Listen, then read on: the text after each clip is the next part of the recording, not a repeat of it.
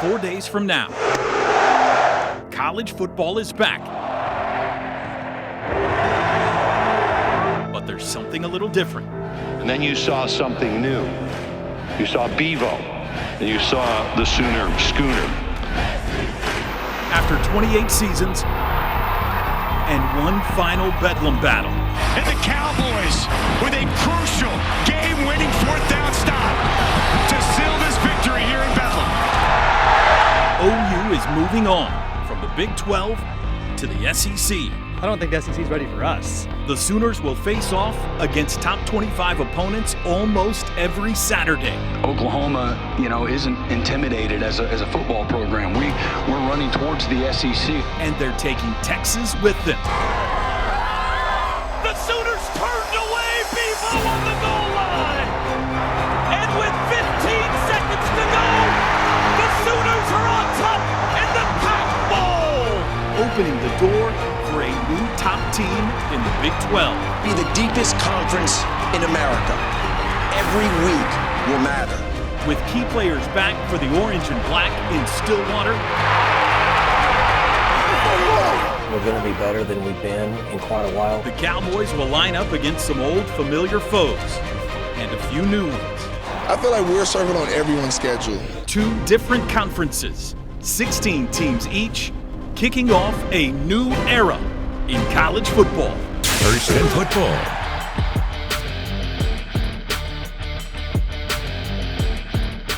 Hello everyone, I'm Dean Blevins and welcome to our 5th annual college football preview.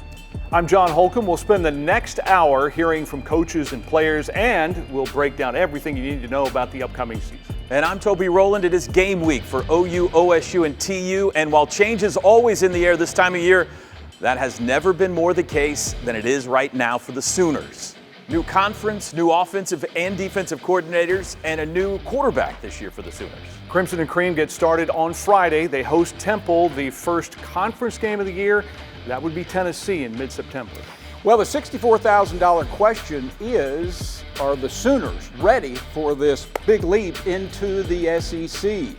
Brent Venables did not have time for an interview, but we did get some comments from the coach. You really have seen exponential growth and improvement with guys on the offensive side, where there was, again, a few more guys that either a first time here that we're counting on, or again, you have to look at a guy like a Jackson Arnold that's just a freshman coming off his freshman year and started one college game, and so, or Mike Hawkins, that he just got here in January. So, all the different the tight end group, again, that has transformed. We've got a lot of talented guys, as we know talent and reputation don't win for you. The work does. But this is a group of guys that were willing to work and put the time in, and they wanted to be challenged. No doubt the focus is on that offensive line. It's completely rebuilt except for Jacob Sexton maybe, but it's a group that has to come together. So the key is going to be Bill Bedenbaugh. Can he get this bunch together, because they got to open lanes for those running backs and then protect for the quarterback? And I think Brent Venables, Dean, feels good about the defense and the special teams going into the year, but he also knows that his team has to prepare for everybody in the SEC, while the rest of the SEC only has to prepare for the new guys, OU and Texas. Again, not a soapbox, it's the reality. You don't know the DNA of 11 of those teams, so that's been a challenge. It's been a lot of fun to put in a lot of work to try to get ready, but until you actually play people and understand the league and how you play, you got to kind of go through that. We've challenged our guys not to be comfortable, thinking about our first 3 games at home, but thinking about, that 74, because that's how I look at it. Who's going to realistically be able to get on the bus, game 4 and or game 5. Love where we're at in the kicking game right now. We still have a battle there with our place kickers, and I really like the length and the speed, the athleticism, the explosiveness, and the playmaking of our units that we have, in special teams.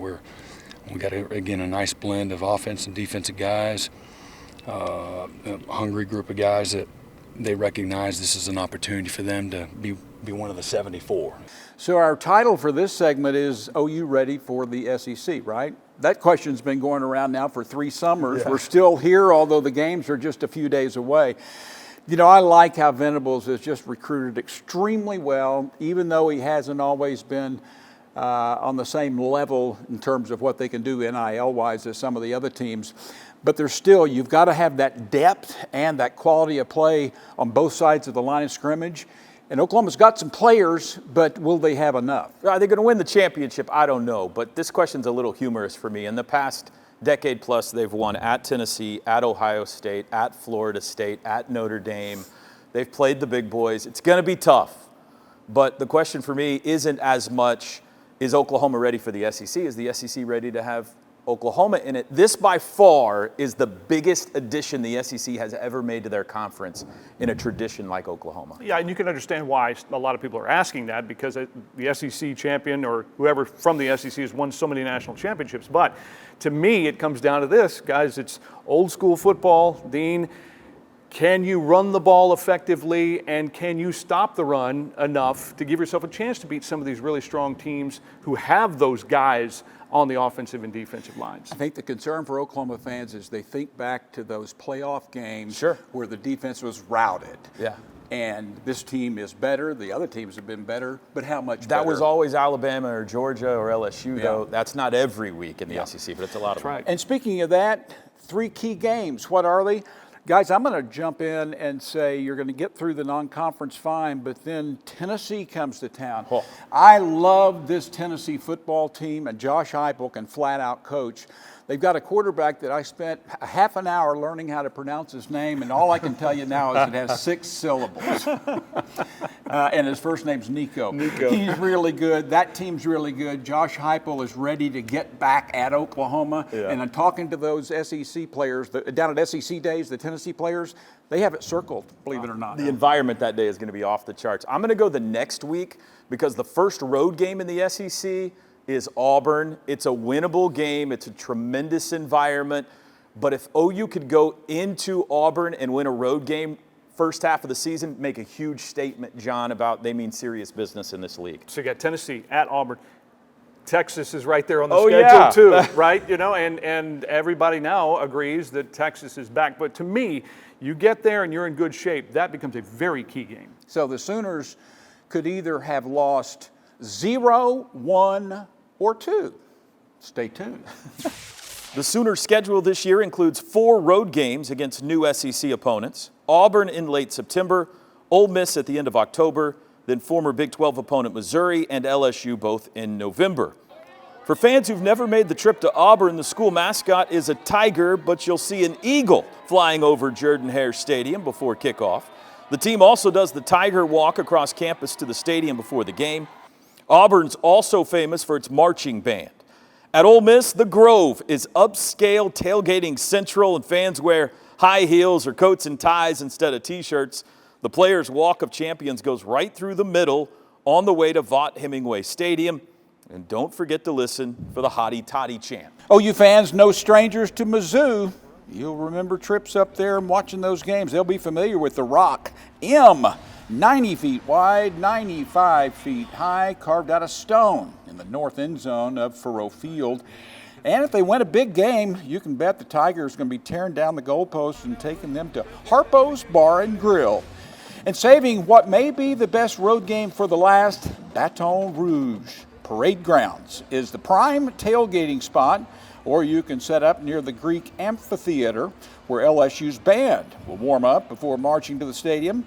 And make sure to say hi to Mike, the real live tiger, in his state-of-the-art habitat right there on campus. Now, even though Oklahoma State is staying put in the Big 12, the Cowboys also facing some new foes this season.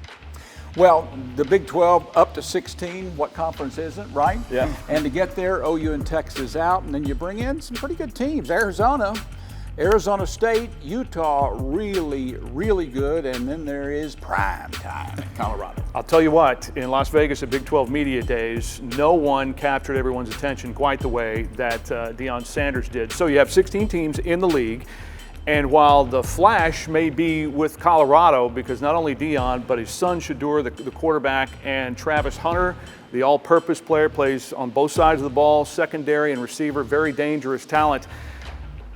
It's interesting to see, guys, whether or not the big, massive overhaul of the roster will work if he continues to do this. Utah is one school, because Mike Gundy had talked about how Kyle Whittingham and Utah that they are similar in the way that they have been able to build their programs. They're tough. They're the preseason pick to win the league. And, Dean, there's room for a new boss. OU and Texas are leaving, so who's going to be the team that takes over and runs this conference? And obviously Oklahoma State's got a shot to be that team. Oh, absolutely. Cowboys have a tough early schedule, and then they have a chance to get there. All I will add is that Utah is for real, have a 15th-year quarterback, and they'll be a tough egg to crack. And you mentioned Arizona. Sooner fans know what Arizona's all about. We got all we could take of the Wildcats in the Alamo Bowl last year. Utah at Stillwater against OSU on the 21st of September. The Big 12 realignment discussion continues. Ahead, we're sitting down with Cowboys head coach Mike Gundy, plus why fans keep hearing Nick Martin's name for OSU before the season even starts. Cowboys optimistic about this season. They get things rolling, John, on Saturday afternoon against South Dakota State, the Jackrabbits. Not exactly an easy opener. No. The Jackrabbits are the two-time defending national champs in FCS. They've won 29 straight. Meanwhile, OSU is looking for continued improvement on defense in their second year under coordinator Brian Nardo. Now what gets to open? My goal this year is to tackle really well in game one. In defense, in a sense, if you tackle and get them down, you don't drop coverage, force offenses to run 8, 9, 10, 11 plays in a drive, and in most cases the offenses are going to mess something up and they're going to set themselves back. This sophomore season will be a true test of how well the Cowboys continue to grasp Nardo's 3-3-5 scheme. But Mike Gundy has said he wants to be more multiple on the defensive side, so expect more four down up front. One of the key contributors last year, the leading tackler, Nick Martin, is back among all the experience on the defensive side of the ball. As our Dylan Rivera found out, there isn't much Nick Martin can't do. Who is Nick Martin? I'd probably say Nick Martin is somebody you can't really just put into one category. On the football field, Nick Martin has made a name for himself as a hard-hitting, ball-hawking, intimidating linebacker. But when he takes the helmet and pads off, he's a different person, a self-proclaimed jack of all trades. Growing up, Nick was surrounded by football and music. He's found at least one thing that they have in common. I'm only human, babe, prone to make mistakes. My dreams don't go. We play in a bunch of like thousands of fans, but like you don't even realize they're there when you're on the field, and that's kind of how it feels like with guitar. It's like the only thing that matters right now is just me like just figuring this out, you know, and just having fun with it. Nick's older brother was a talented drummer. Nick always wanted to learn, but didn't have enough time as a kid because he was busy with yet another activity. The crazy thing is, man, I would go to karate practice and then change in the car into my football uniform and then go practice. So I ain't really had that much time for a drum lesson. Football, music, karate, and don't forget fashion. Nick designs his own clothing, Eastern Garments, ESTRN.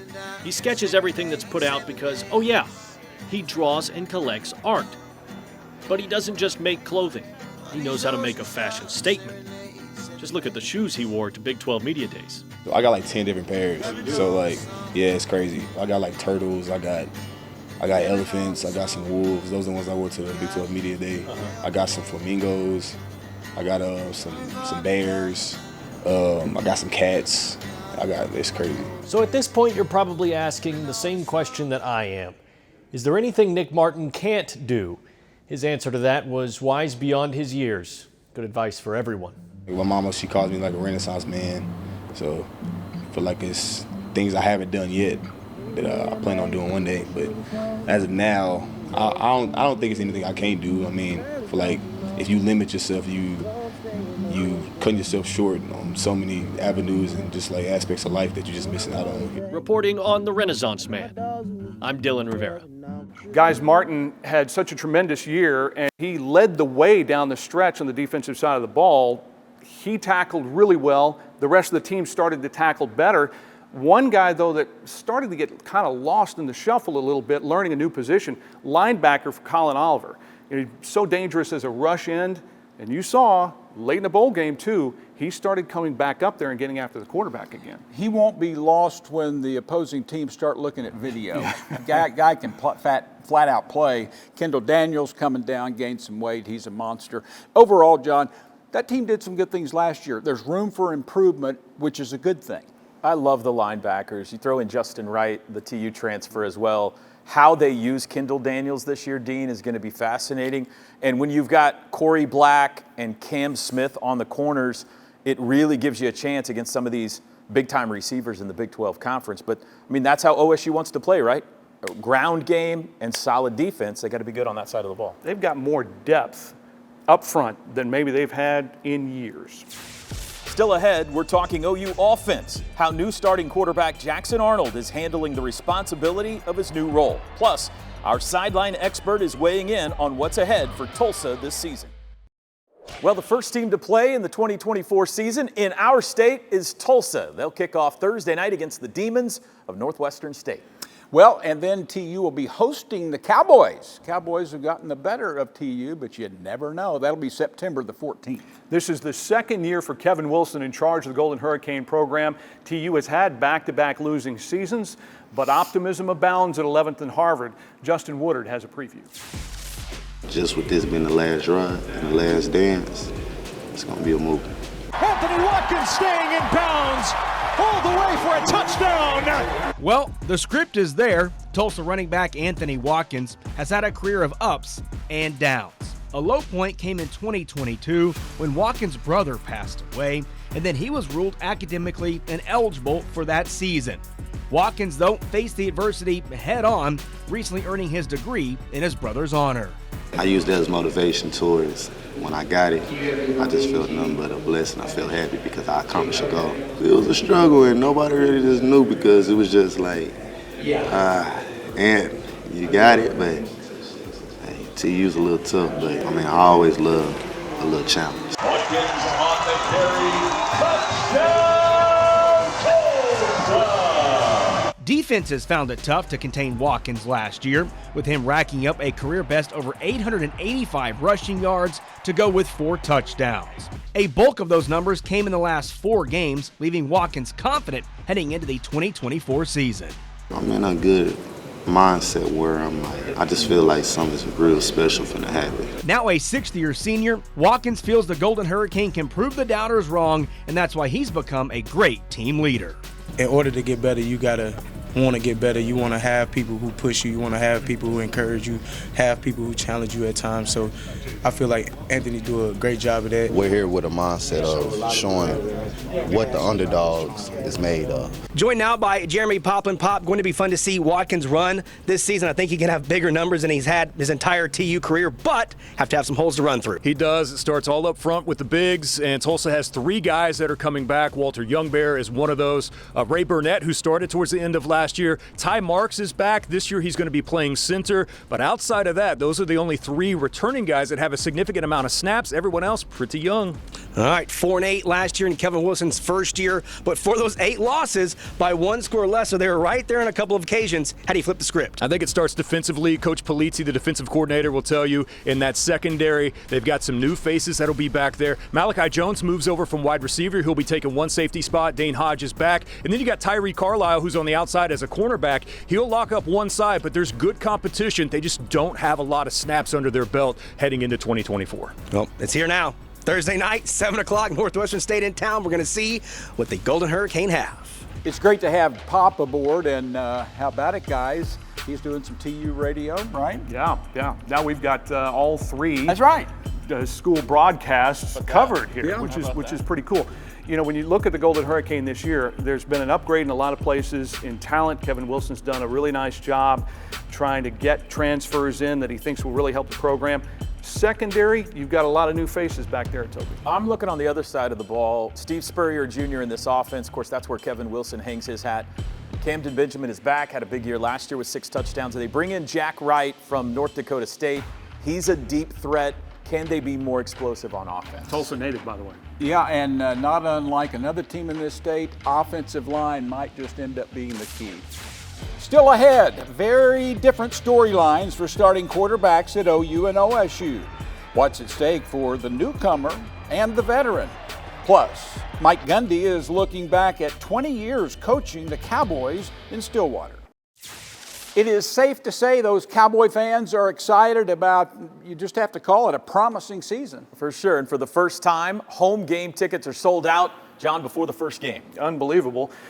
Mike Gundy is entering his 20th season as head coach of the Cowboys, and the first question I asked him when we sat down for a one-on-one is, how much has the game changed since the first year? The game kind of turns a full circle. So when I first started as a head coach, we were trying to play fast on offense. Larry Fedora was our coordinator, and Larry and I were together at Baylor, and we talked about playing fast a lot, but our head coach then didn't want to play fast. And then it kind of came back around, and we did that, and we slowed down a little bit, and then we started playing really fast, and then we slowed down a little bit, and so that's turned a full circle. The tight ends being in the offense, out of the offense, back in the offense now. Defensive going from 4-down defenses to a lot of 3 downs to now multiple defense. It hasn't really changed much, it just kind of turns a full circle. But we've tried to stay in front of it the best we could, but you have to base that on the type of players that you have. You have seemed to always done a really good job on the offensive side of the ball especially, of staying that one step ahead, forcing defenses to change to what you're doing instead of vice versa. Is that one thing that maybe you're most proud of in your head coaching tenure so far? I still go back that I'm convinced the RPO was originated right here. People in the SEC get credit for it, but we can go back to video that we were running RPOs 2 years before they ever got into the SEC, but that doesn't make good for national media. But I think that my offensive background has helped us in that area. But defensively, that's the area that we really want to improve in, because whether we like it or not, the committee that picks the playoff teams, they want you to be good on defense. They favor defense more than offense. Obviously, you used the word a lot with Ollie last year, humble, keeping him humble, and given everything that he's gone through to this point. And there's been a little time now between the incident to now. What are you seeing from him right now? I know camp's just open, but what are you seeing from him? So, in some cases, I said this in Las Vegas, that Ollie is very fortunate that he ran into a terrible situation and got out and didn't hurt anybody. Didn't hurt himself and didn't hurt anybody else. And I think it made him aware of things that could happen. He's going to do some volunteer work and things that we've asked him to do to make him aware of the danger, and the people that have gone through that have been tragically injured and had family members. They've lost family members. Football-wise, he has to practice harder and be more physical than he has and was last year in order for us to be successful. We're going to hang our hat on what he does. Now, defenses may choose to put everybody up there and just stop the run. That's fine. We have enough weapons that we can throw passes. Success for this team this year, what does that look like in the end? So offensively, we need to function and just do what we've done. We're going to be better than we've been in quite a while if we stay healthy. We haven't been healthy at wide receiver in 3 or 4 years. We've struggled health-wise in the offensive line off and on over the last 4 years. That's not easy for us at Oklahoma State. I feel better about our depth. I feel better where we're at from a health standpoint. Defensively, like we talked about earlier, if we can avoid dropping coverage, if we can get in our gaps and tackle and get guys down, we'll be just fine. I'm really excited about our special teams. We've got a number of guys returning that have covered, and we have good returners. Joe Forte's done a great job in the special teams area. Now we brought in Sean Snyder, brings in 30 years of experience. And our players have really enjoyed those 2 guys coaching them. So I think we're in a good position. We need the ball to bounce our way a couple times. But if we're in good condition and guys will stay humble and play hard, we'll be just fine. Hard to believe, guys, 20 years for Mike Gundy on the sidelines, and from a distance from the radio booth, you look down or you watch him on TV, you remember how he started as a first-year head coach, it looked like he was trying to be a little more buttoned down, like a little more corporate. And he has that natural fire, and then you kind of started to see that come out. He's gone through a real evolution over the 20 years, but the thing that has stayed the same is he has built a program and has built a culture that's been sustainable. Don't let the hijinks get you. I mean, he is a football guy. Yeah. That's a competitive family. Yeah. You want them on your team, right? I've always said that about any Gundy. That includes you, Ray Gundy. But, you know, Mike, the QR code, for example, you know, they're going to have them on the back of their helmets. A lot of people are saying, what in the world's going on? I give Mike credit. He has a fertile mind. I mean, that's the typical thing that I know of him in some other conversations. Just you think it's kind of coming out of left field, and oftentimes it has a lot of validity. He's done an unbelievable job. They got a lot of publicity for that QR code as well. He's won in different ways too, Dean. I mean, he was a air raid guy and throw it around guy, and most recently with Ollie Gordon, leaning on defense, a little more ground and pound. The view from the radio booth, now that radio booth has windows that open, by the way, as well. But Mike Gundy, I mean, what a conference of characters now when you got Gundy, Dion, Willie Fritz, Joey McGuire, Sonny Dykes, Gus Malzahn. This is going to be a fun conference to follow. Yeah, and he and Kyle Whittingham have the same tenure pretty much. Whittingham was named the coach at Utah maybe a month or two before Mike took over at OSU, and so we'll see if this is Whittingham's last year at Utah, by the way. But you know you've done something. I won't tell them that we left out Deion. Yeah, well, I was about to say, you know you've done something when Deion Sanders calls you legendary, that you're a legend. Yeah. All right, let's talk big game for each of us on the Cowboys schedule, and I'll go ahead and start because speaking of Utah and Whittingham, they're very tough, experienced quarterback, another seventh-year guy in Cam Rising. September 21st, the conference opener. Wow. You get the favorite in the league on your home field to get things started. Yeah, I know. That is really big, but you got to get over Arkansas, or you would like to. I guess you could lose to Arkansas and rally, you know, but you really want to take care of the Hogs, and they're going to come to play. I mean, Sam Pittman's job is on the line. Bobby Petrino is back. He'll be doing this. He'll test them offensively. So I think that Arkansas game's huge. I thought about taking the Kansas State game in Manhattan, but I'm going to jump all the way to the end of the season. I mean, come on, Gundy versus Dion. The day after Thanksgiving, who knows what's going to be on the line? A ton of national media attention for that one. I cannot wait. And two legendary guys. 10 a.m. kick Mountain Time. Most people might not be awake by then. Most of Oklahoma State's road games are in familiar enemy territory, but this October the Cowboys will line up for the first time inside Lavelle Edwards Stadium at BYU. Traveling fans might see the famous Y Mountain overlooking the campus about a half mile to the east. You might also see the Beehive boot floating around. The 100-year-old Pioneer Boot Trophy is awarded to the Utah team with the most in-state wins. I've been there and done that. It's awesome, John. And if the Cougars win, you'll hear the victory bell ringing. Coach Gundy says Provo, Utah, returning to Boulder are the two places players are most excited about this season. In Colorado, the players run onto the field behind a live buffalo named Ralphie. And don't be surprised by the boom of the cannon to open games at Folsom Field. His skill, his arm talent, his toughness, his instincts, his ability to lead people, bring out the best in people, no question about it. He's ready for his opportunity and his moment. Two of the biggest changes for the Sooner offense this season, new starting quarterback Jackson Arnold and new offensive coordinator Seth Luttrell. And they'll have that new gear working, right? And those two guys have jived really, really well.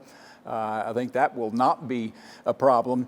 You got to bounce back if you're the quarterback from a disappointing bowl game. But I think he'll get there if he can get some protection and production. He'll get there. And Venables and Luttrell have expressed nothing but trust so far in Jackson Arnold. We asked the quarterback how he's feeling going into the opener. Jackson, how do you handle the pressure that comes with being the starting quarterback at University of Oklahoma? Just block it out. I mean, I know, Woody Washington sent me a tweet from or a DM from. It was a quote from Kobe, and it said, it's only pressure if you put it on yourself. So, I mean, really just blocking it out, not putting pressure on yourself and just staying level-headed. I feel like the guys that, we've brought in from either the transfer portal or the 2024 class are really competitive, big guys. can get after it.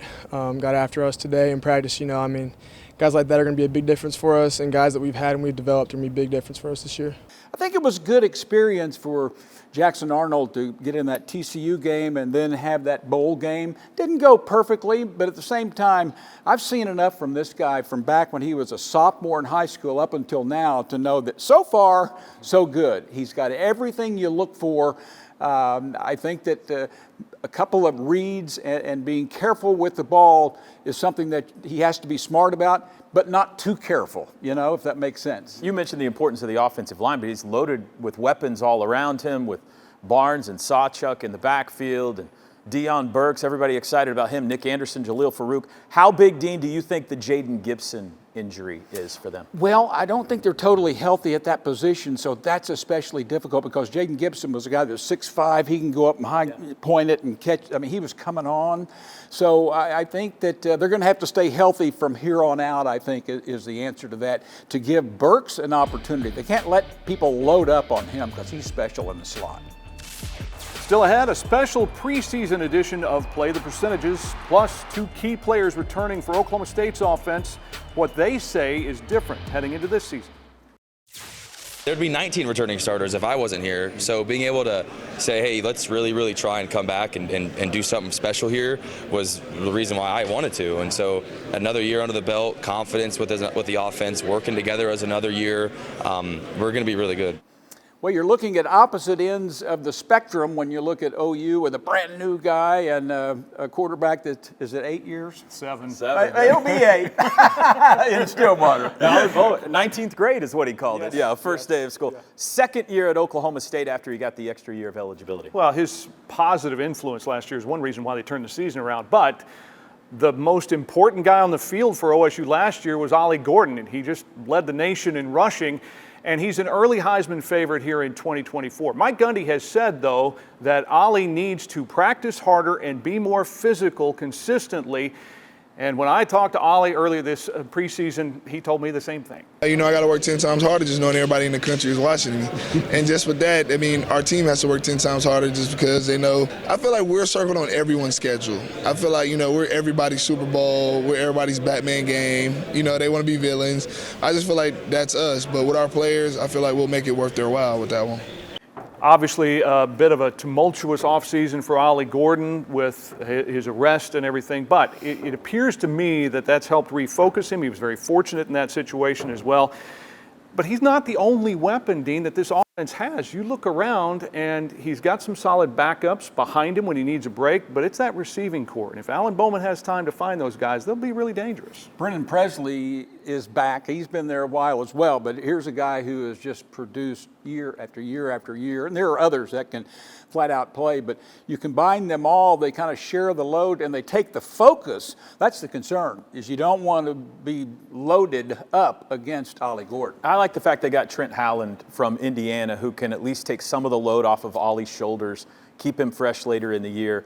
But Alan Bowman's got to be more efficient. He threw over 100 more passes than any other quarterback in the Big 12 last year and was 11th in completion percentage.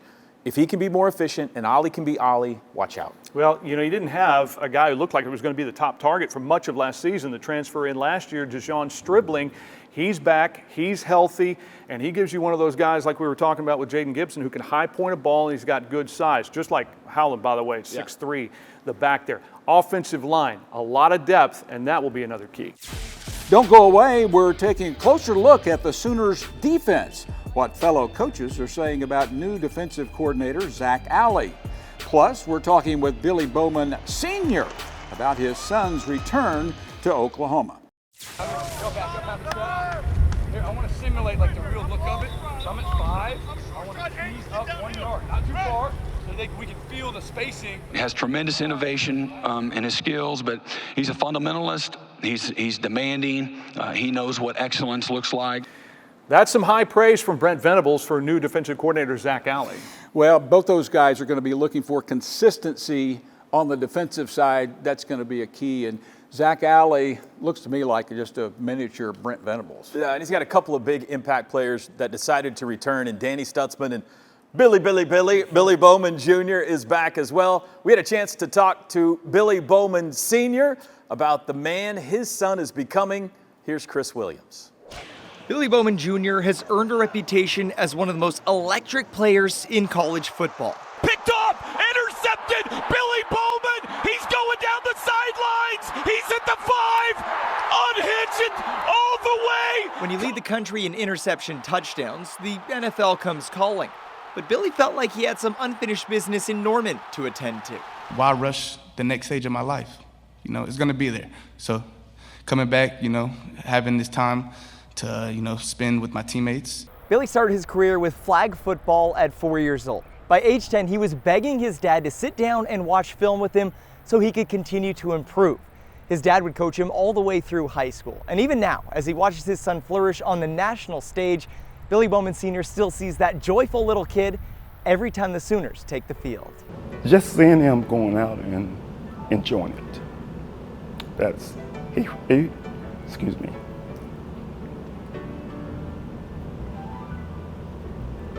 Just his passion, his ambition, his love for it.